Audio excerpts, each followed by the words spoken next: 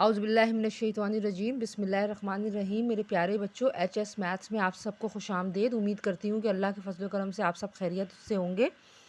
सबसे पहले बेटा आपसे रिक्वेस्ट है, प्लीज़ मेरे चैनल को सब्सक्राइब कर ले ताकि मेरी आने वाले हर वीडियो आप तक आसानी के साथ पहुँच सके। और वीडियो शुरू करने से पहले आपसे रिक्वेस्ट करूँगी, एक मरतबा मेरे साथ मिलकर दुरूद पाक पढ़ लें ताकि अल्लाह ताला हमारे हर काम में आसानी फरमाए। सल्लल्लाहु अलैका या मुहम्मदु नूरुम मिन नूरिल्लाह।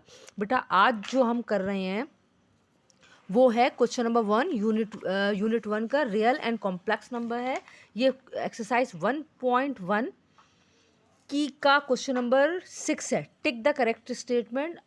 ये बहुत मायने रखते हैं। ये आते हैं एमसीक्यूज़ की फॉर्म में और ये 25 नंबर के आते हैं, समटाइम्स 20 मार्क्स के भी आते हैं। और ये आपको जब तक ये कभी भी याद नहीं किए जाते, आपको अगर इसको समझना आसान लगे तो आप इसको अच्छी तरीके से समझ के करें ताकि आपको एमसीक्यूज़ में पूरे मार्क्स मिल सके। तो अल्लाह का नाम लेकर शुरू करती हूँ। और पहले ही आपको बता दूँ, क्वेश्चन नंबर 3 है, मैंने कल वीडियो अपलोड कर दी है, वो आप चेक कर सकते हैं। और क्वेश्चन नंबर 4 भी मैंने अपलोड कर दिया है, वो भी आप चेक कर सकते हैं 1.1 का। क्वेश्चन नंबर 5 को मैं आपको ये बताना चाह रही हूँ कि ये जो टिक द करेक्ट आंसर का पार्ट 2 है, यही है क्वेश्चन नंबर 5। तो जब मैं पार्ट 2 पे आऊँगी तो देन आई विल एक्सप्लेन कि ये क्या था। ठीक है, तो अब अल्लाह के नाम से शुरू करते हैं। अल्लाह ताला मुझे वो हिम्मत और ताकत दे कि मैं आपको समझा सकूं और आपको वो अकल और समझ दे कि आप मेरी बात आसानी से इंशाअल्लाह ताला अल्लाह के रहम करम से समझ सकें। तो चलें बेटा शुरू करते हैं। क्वेश्चन नंबर 6 है, उसके बाद 1.1 पूरी ख़त्म हो जाएगी। आपको मेरे जितनी भी 1.1 की कंप्लीट क्वेश्चन चाहिए वो आपको मेरी वीडियोज़ में मिल जाएंगी इंशाअल्लाह। तो चलें शुरू करते हैं। देखें बेटा, tick the correct answer part 1। अगर ये टिक द करेक्ट आंसर में भी आ सकता है, इसके आंसर गिवन भी आ सकते हैं एमसीक्यूज़ में। पहला सवाल है 5/7 is an example of rational number. तो first of all you all must have to know what is rational number. तो as I told you before very in detail कि रैशनल नंबर क्या होते हैं। तो 5/7 देखें, अगर हम 5 को 7 से डिवाइड करेंगे, ठीक है, तो मैंने एक रफ में डिवाइड किया था तो आंसर आ रहा है 7.142 और आगे आगे चले जा रहा है। मतलब ये है कि ये नॉन टर्मिनेटिंग डेसिमल हो जाएगा। और अगर ये नॉन टर्मिनेटिंग डेसिमल है तो ऑब्वियसली ये रैशनल नहीं, इररेशनल नंबर होगा। अगर वो आपसे कह रहे हैं 5/7 is an example of rational number, तो आपको पता होना चाहिए कि ये फॉल्स हो गया है, यानी आप लिख सकते हैं फॉल्स। ठीक है, because if we divide 5/7 it does not stop and keeps going। ठीक है, नाउ ये पार्ट 2 है जो बुक का क्वेश्चन नंबर 5 मैंने आपको बताया था, या हाँ क्वेश्चन नंबर 5 है कि पाई इज़ एन इर्रेशनल नंबर। और वो वहाँ आपसे पूछ रहे हैं कि भाई क्या आप बता सकते हैं कि पाई क्यों है इर्रेशनल नंबर। इसका रीज़न ये है बेटा, you will always write just false और true. I'm going to explain you, that's why I'm writing the reason over here. It will make your question more easier than before.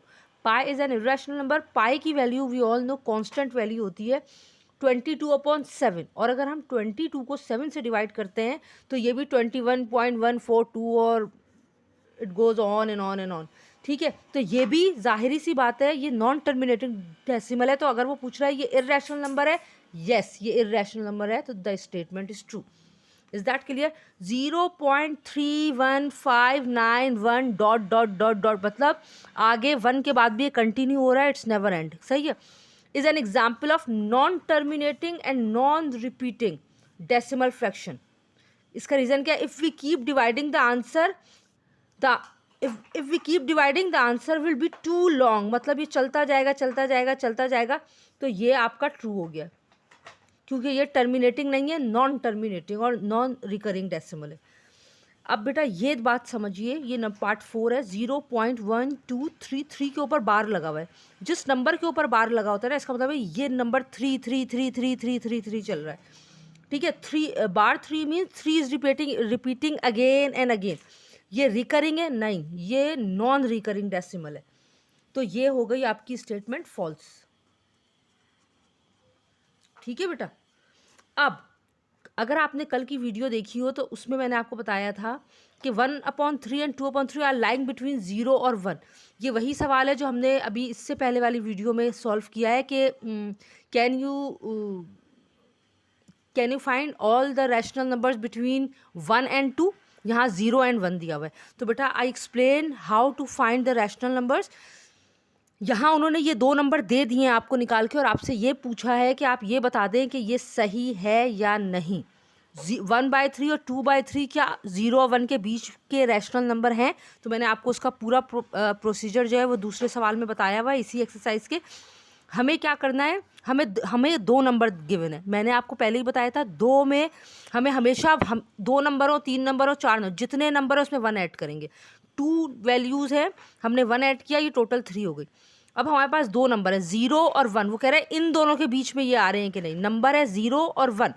मैंने आपको लिखा 0 और 1, comma लगाया बीच में ताकि ये अलग हो जाए, और हमेशा हमेशा डिवाइड करेंगे 1 से, और डिनोमिनेटर और न्यूमिनेटर को किससे मल्टीप्लाई करेंगे, जो आपका सम आया है। 1 3 ज़ा 0 3 ज़ा 1 3 ज़ा 1 3 ज़ा 0/3 यानी 0, 1 3 ज़ा 3/3, 0/3 मीन 0। अब मैंने यहाँ 0 भी लिख सकती थी, लेकिन मैंने 3 इसलिए लिखा ताकि मैं आपको बता सकूँ। ये आपने लिखा है 0 और ये लिखा है आपने 3। बीच में हमें 2 नंबर का पूछ रहा है, आपने 2 डैश लगाए। डिनोमिनेटर हमेशा सेम होता है, ये 3 3 लिखा आपने। 0 के बाद क्या आता है 1, 1 के बाद क्या आता है 2। इन 2 नंबर के बीच में ये 0 और ये जो 3 आया है, इन 2 नंबर के बीच में 2 नंबर हैं 1/3 और 2/3। Yes, are lying between 0 and 1। The statement is true. 1/√3 is a rational number. अगर आप √3 की वैल्यू निकालेंगे बेटा तो वो आएगी 1.73205 एंड ऑन। तो ये भी जाहिर सी बात है नॉन टर्मिनेटिंग है, तो ये रैशनल तो नहीं हो सकता। सही है, तो ये आपका हो गया फॉल्स।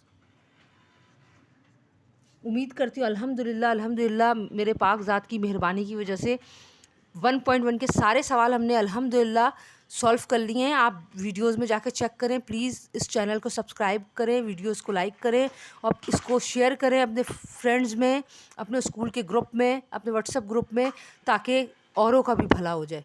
ठीक है, नेक्स्ट वीडियो के साथ जल्द ही हाजिर होंगी। बहुत शुक्रिया, जज़ाकल्लाह खैरन कसीरा।